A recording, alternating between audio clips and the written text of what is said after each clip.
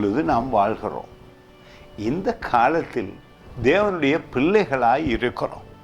ஒவ்வொரு நாளும் பொழுது விடியும் பொழுதே துக்கத்தோடும் பாரத்தோடும் வேதனையோடும் நாட்களை ஆரம்பிக்கக்கூடாது. நான் தேவனுடைய பிள்ளை, சகல நன்மையும் எனக்கு கிடைத்திருக்கிறது கிறிஸ்துவுகளாக என்று நீங்கள் சொல்லி மகிழ்ச்சியாக ஒவ்வொரு நாளையும் ஆரம்பிக்க வேண்டும். எதை குறித்தும் கவலைப்படாமல் தேவனிடத்தில் விசுவாசமாய் இருக்கிற நமக்கு நிச்சயமாக ஆசீர்வாதமான நாட்கள். பாருங்கள், 1 யோவான் 3ஆம் அதிகாரத்தில் 2வது வசனம். பிரியமானவர்களே, முக்கியமான வார்த்தை இப்பொழுது என்பது. அதைத்தான் சொல்ல விரும்புகிறேன். இப்பொழுது தேவனுடைய பிள்ளைகளாயிருக்கிறோம். பிரியமானவர்களே, இப்பொழுது தேவனுடைய பிள்ளைகளாய் இருக்கிறோம். இனி எவ்விதமாய் இருப்போம் என்று இன்னும் வெளிப்படவில்லை.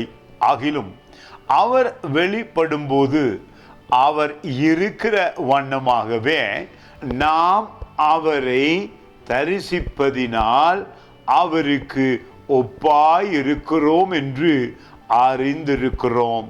பாருங்கள், வசனம் என்ன சொல்லுகிறது? இந்த காலத்தில் துன்பம், பாடு இவைகளையே நினைத்து, வியாதிகளையே நினைத்து பயந்து சோர்ந்து போக வேண்டாம். இந்த காலத்தில் தேவனுடைய பிள்ளைகளாய் இருக்கிறோம். பூமியிலே வாழும் பொழுதே அவருடைய பிள்ளைகளாய் இருப்பது ஒரு பாக்கியம். அப்பொழுது தேவன் தம் பிள்ளைகளுக்கு என்ன தேவை என்பதை உணர்ந்து அவ்வளவும் நமக்கு கொடுக்கிறார். எல்லா நன்மைகளையும் கொடுக்கிறார், ஆசீர்வாதத்தை கொடுக்கிறார். எனவேதான் வேத வார்த்தையிலே நீங்கள் தியானமாய் இருக்கும் பொழுது ஆசீர்வாதமாய் இருக்கிறீர்கள். அது மட்டுமல்ல, நீங்கள் என்ன செய்கிறீர்களோ அது வாய்க்கும். நிச்சயமாக ஆசீர்வாதமான ஒரு வாழ்க்கை. கலங்க வேண்டாம், பயப்பட வேண்டாம். தேவன் இந்த நாளில் உங்களை பிள்ளையாய் ஏற்றுக்கொண்டிருக்கிறார். God bless you.